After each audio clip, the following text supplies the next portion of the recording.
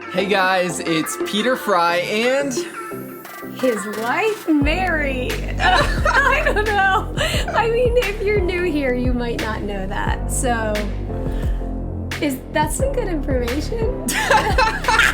Hey guys, it's Peter and Mary, and welcome to the Living with Hope podcast, a weekly podcast where we dig into God's Word and explore what it means to live with hope in Jesus. And Mary's joining me for this season of the podcast to make this more of a conversation about faith and life and the messiness and the raw emotions of following Jesus in a world that is often pretty confusing. Yep. And I want to dig in today into something that Mary and I have thought a lot about and continue to think about in especially the season that we find ourselves in with a global pandemic and a season of pretty much everyone's life is looking different to some degree or another. Right.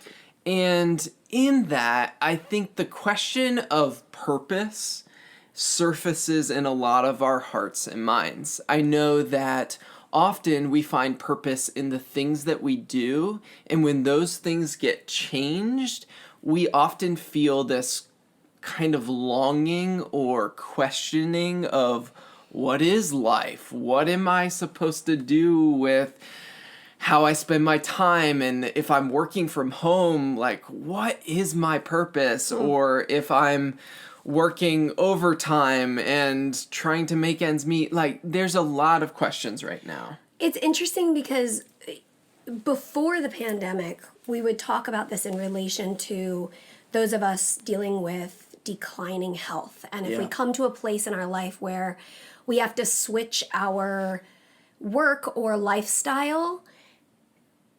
Is it recording? Yeah. Okay.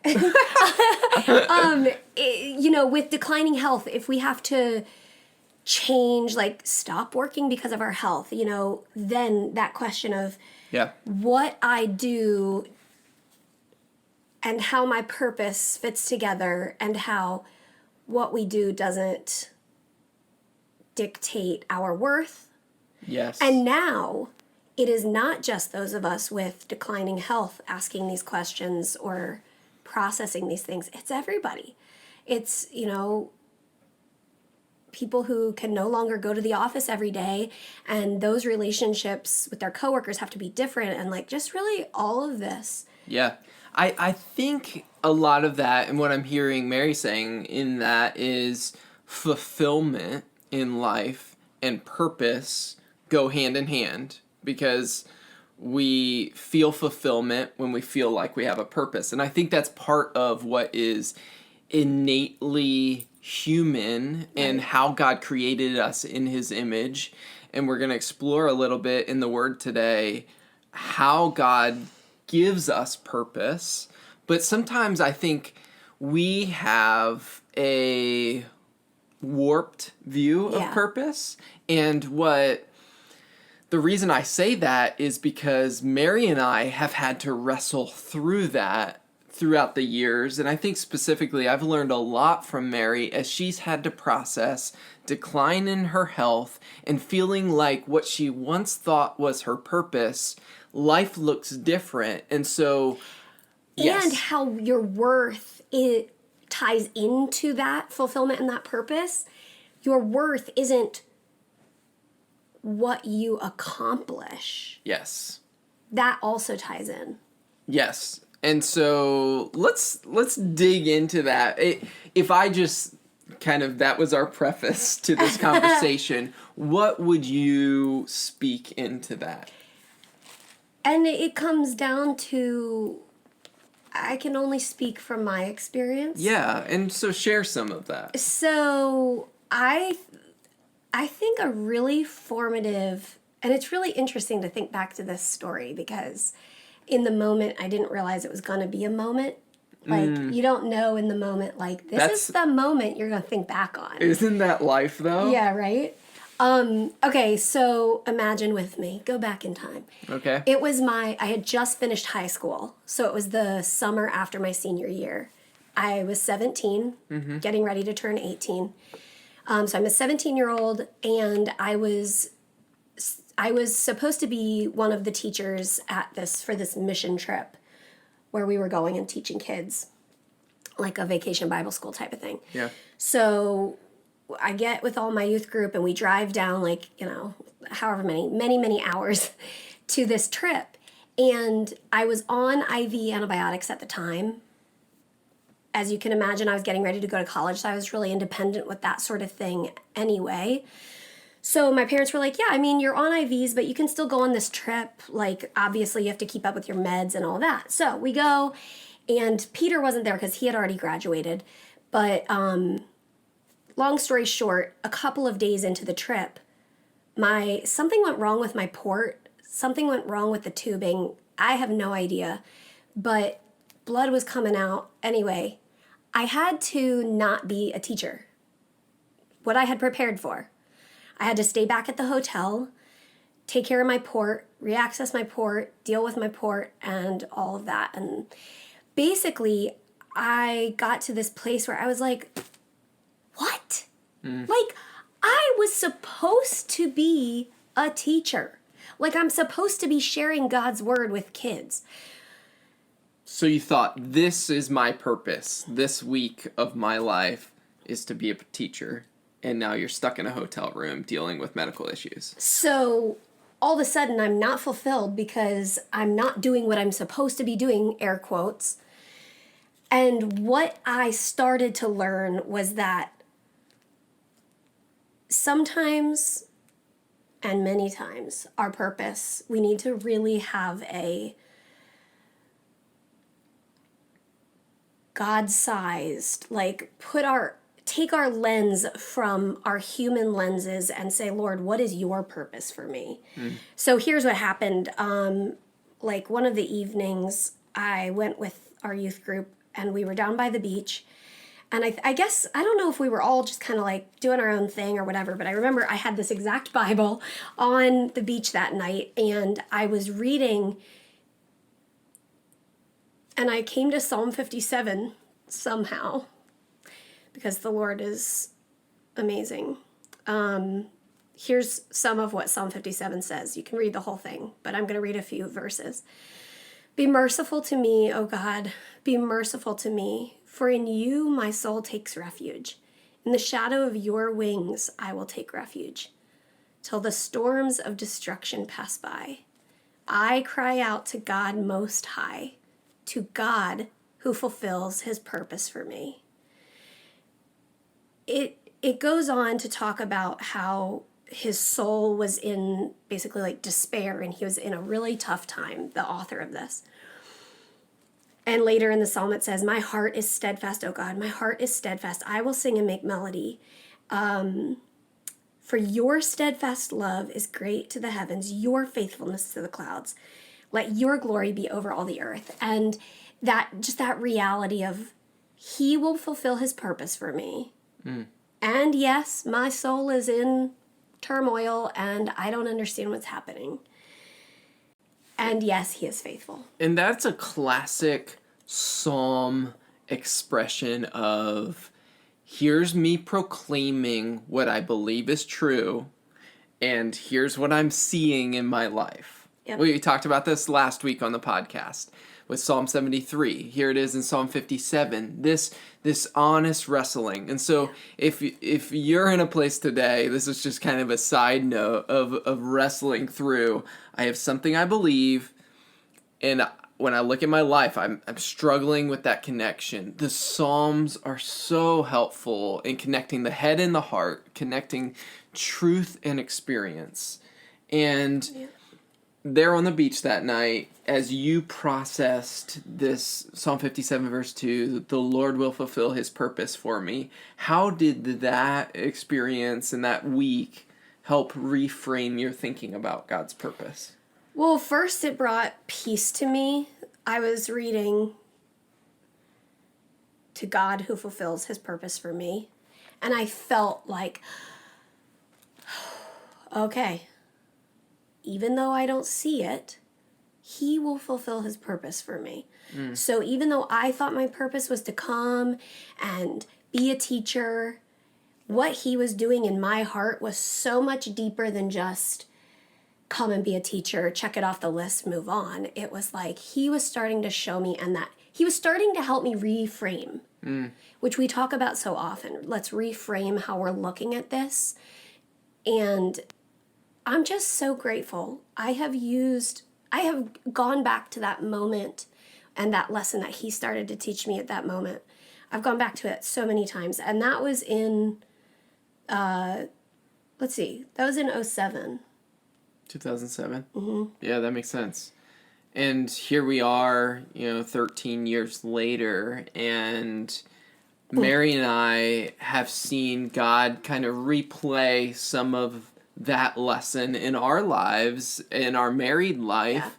Yeah. And I'm so grateful that God was working in Mary's heart back in 2007 on this purpose thing, because I think when I was graduating from seminary, Mary and I had ideas of what our purpose in terms of vocation, of me being a pastor, and I think we didn't even know what that looked like, but we had ideas, we had plans, and then as I was finishing up seminary, this would be 2014, we're wrestling with some of how does Mary's health fit into ministry, and I get a scholarship to go to Scotland and do a Master of Theology in preaching, and it seems like an amazing opportunity. We go to Scotland, Mary's in and out of the hospital, her health's declining, and I'll never forget that morning that we were in tears leaving our apartment there in Scotland to get on a flight to go back to the States so Mary could go into the hospital and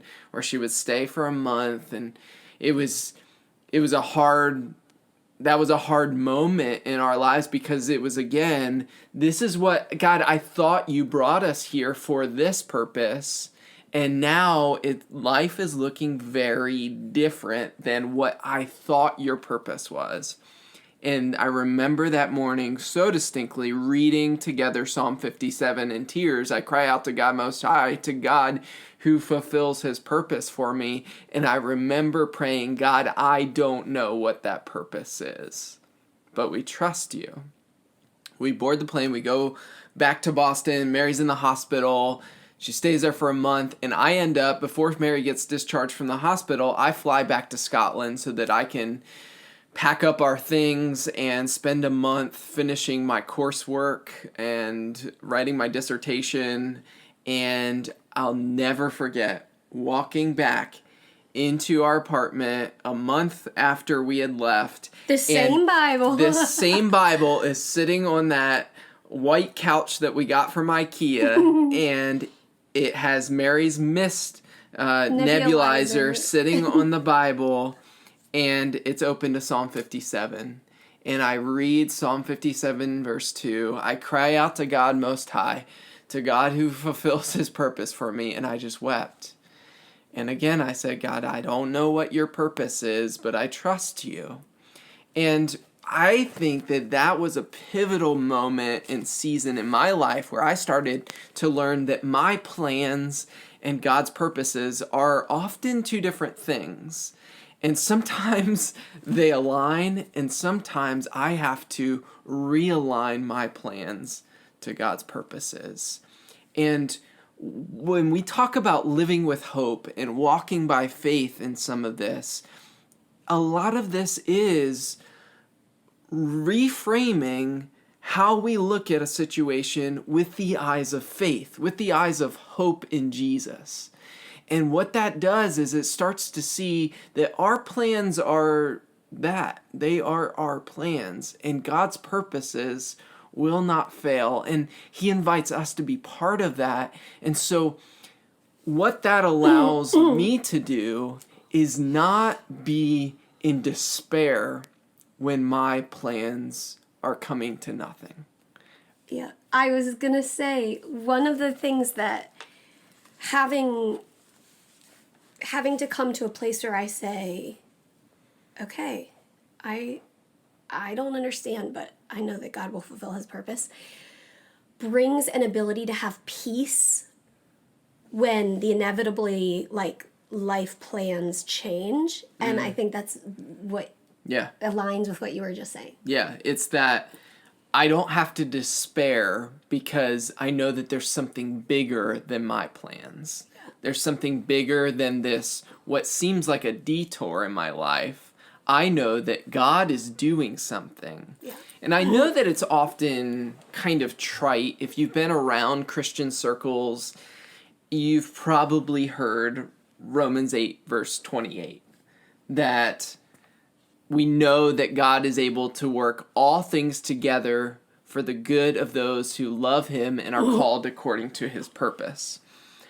Sometimes when we're walking through those seasons where we're hitting a detour and our plans are failing or life looks different than we thought it would be, sometimes it feels hard to hear Romans 8:28. Well, yeah, because if somebody's like,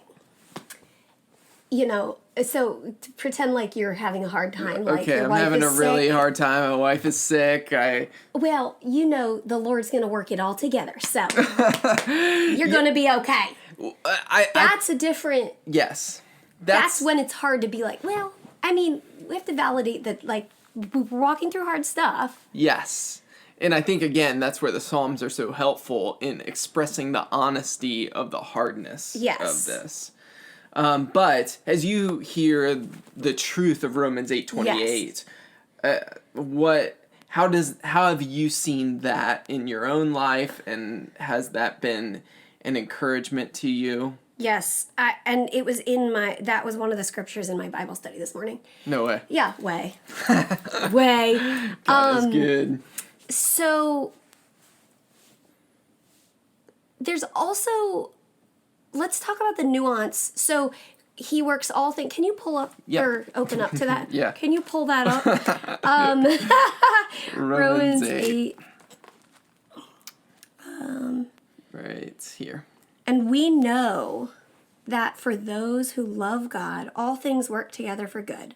For those who are called according to his purpose, for those whom he foreknew, he also predestined.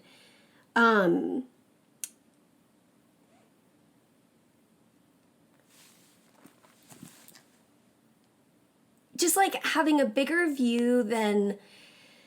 It doesn't say all things work together for the easy and the comfortable road for those who love God. That is not what it says. Yeah. But knowing that God works in the hard, that he works things together for good. And okay, this is where God's people step in, because I can think of so many brothers and sisters who have told me their stories. Mm-hmm.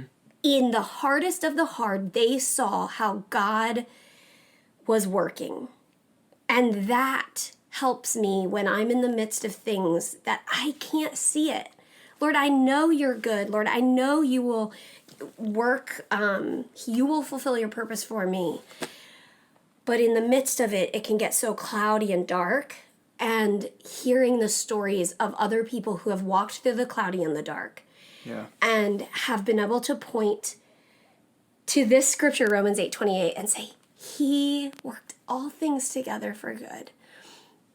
Yeah. And I think that we can also validate that, or I guess share the experience that we know that he works all things together for good. And we also don't see all the details of that. Yeah.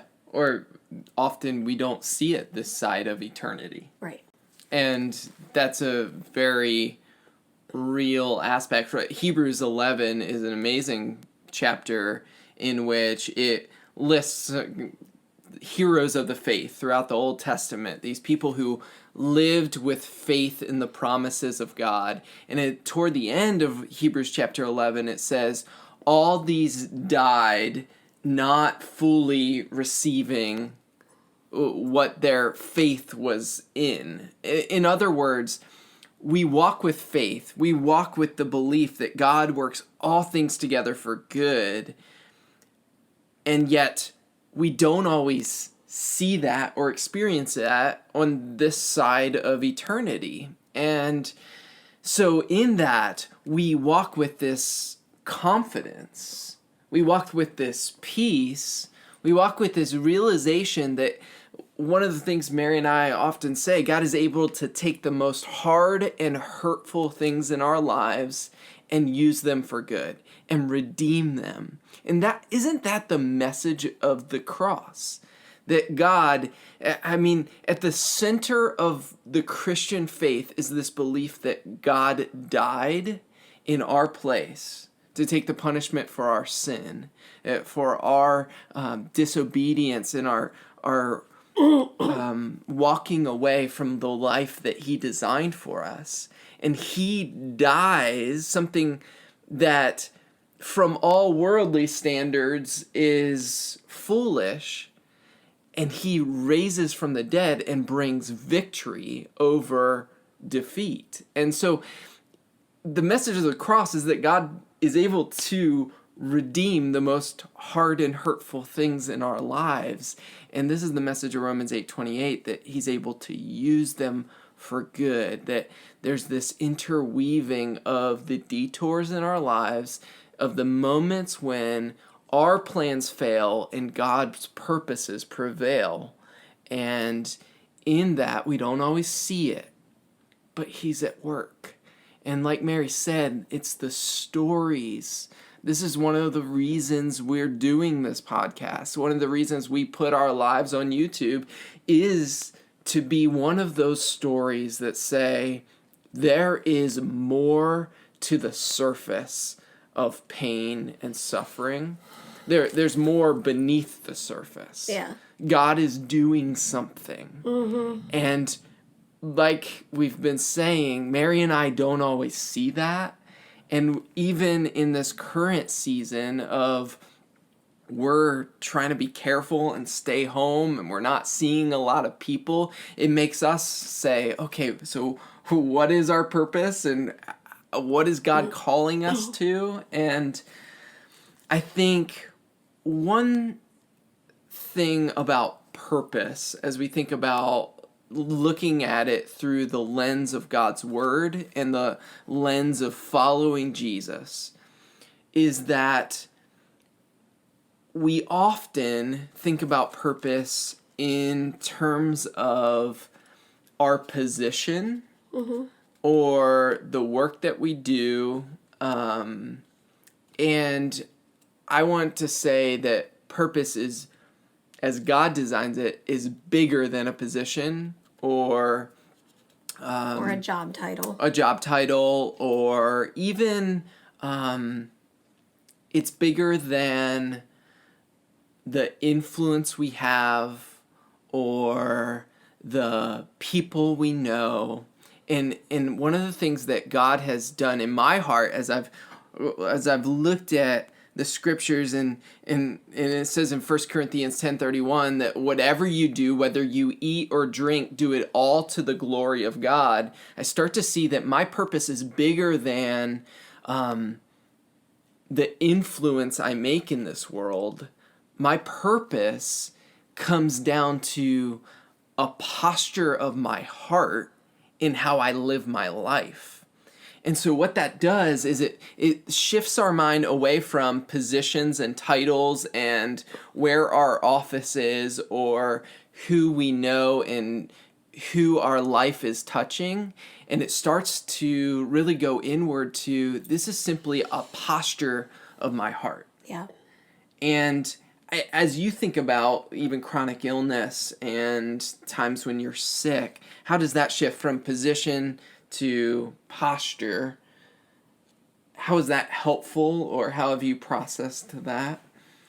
I mean, it brings peace of, our normal human mind will say, oh no, I can't fulfill these roles or things, whatever. Even say housework. Let's just take something real simple, like if you're so sick that you can't do the housework that you feel like you should or you want to do.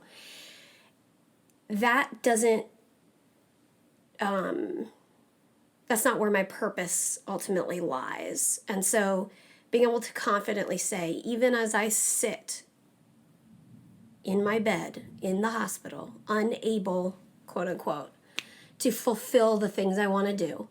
I am living the purpose that God has called me to, which is to glorify him in whatever and wherever I am, and to be faithful with following him no matter my circumstances, and to live in the strength that he alone can give.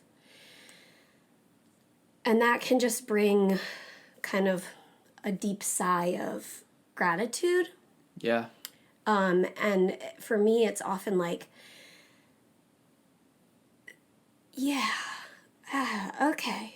Like, it's like, I'm trying to still, it's hard. Yeah. And I think there's a reality there of when we talk about doing things for the glory of God, it's a shift of, again, reframing. Okay, I'm going to take care of my body today. Yes. I'm going to do my therapy. I'm going to take my medicines. And I'm going to do it with the lens of God has entrusted me with this body. And he has given me a heart and a mind that is able to engage in taking care of my body with purpose. Yeah. And it doesn't mean that every single action, every single medical thing is like, okay, I'm fulfilling, like I am being faithful to take care of this body. It's not like super epic like that, but it's that my perspective helps fuel the fight in a way. yeah.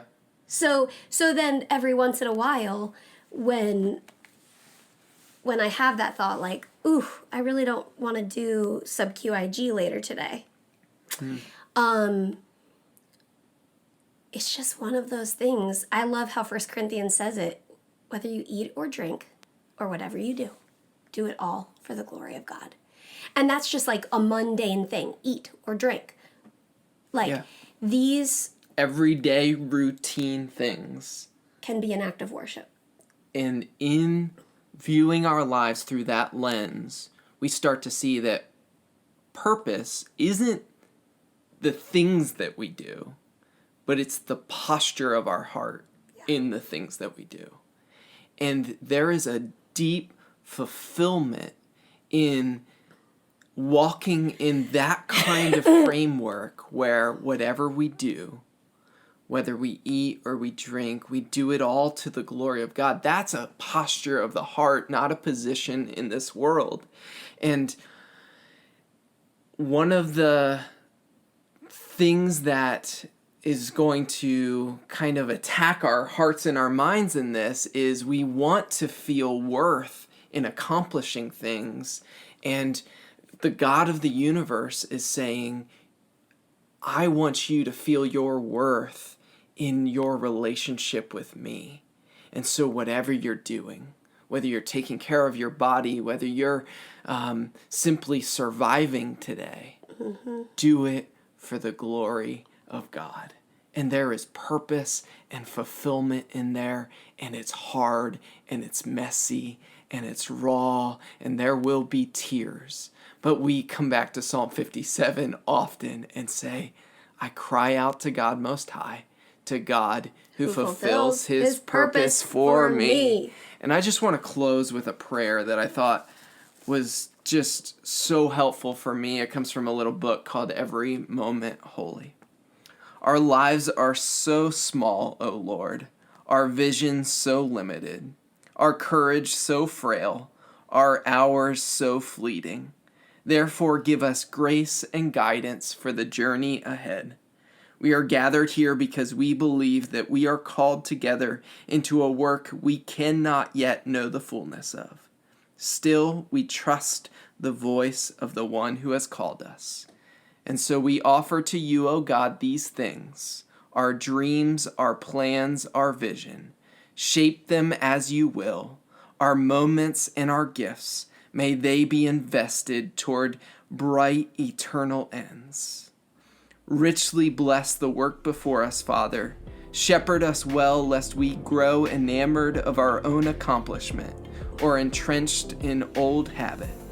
Instead, let us listen for your voice, our hearts ever open to the quiet beckonings of your Spirit in this endeavor.